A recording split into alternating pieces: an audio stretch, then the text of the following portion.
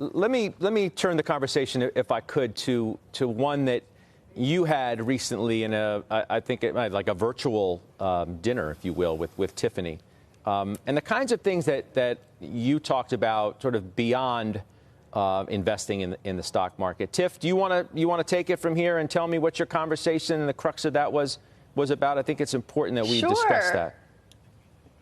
Absolutely, yeah. So as you mentioned, Scott, I am starting. I actually just started my own firm, and it is a diverse-owned firm, clearly.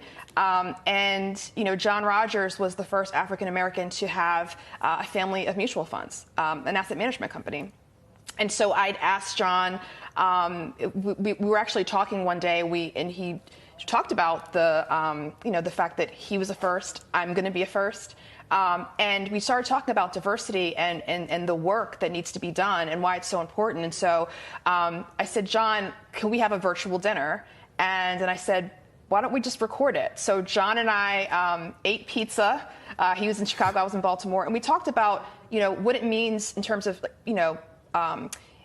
diversity, but for people of color, for women, minorities to start firms, especially in this industry, how hard it is. It's hard for anybody, but what is needed to be successful, and getting your first client, to growing your practice, to, all of these things was just so important. And the wisdom was just amazing from John. It's so important what you just said. John, it's not just about giving minority-owned businesses capital. It's giving access to customers. And that's what hit when Tiffany was just saying that about getting that first client or that second client or that handful of new clients. That's the access that needs to come along with the capital, too. I completely agree. I know it is important to get capital. And, I was watching earlier this morning when David Solomon was on talking about Goldman Sachs's programs to get capital to 10,000 small businesses. And that is important, no doubt about it. But if you really want to grow a large business, you have to have access to customers as well as access to capital. And many of us in the financial services industry who've started our own firms, we fondly remember those early clients. Like for us, it was the city of Chicago and Howard University.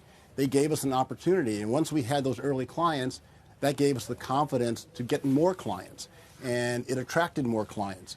So access to customers is critical.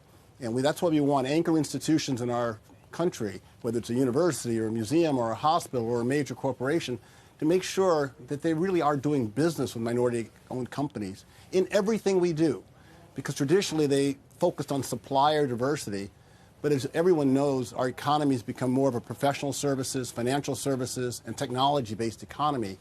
And so we think the term business diversity is better than supplier diversity to signal that we want to have opportunities to do business in everything that we do in this economy, not just in those traditional supply chain areas.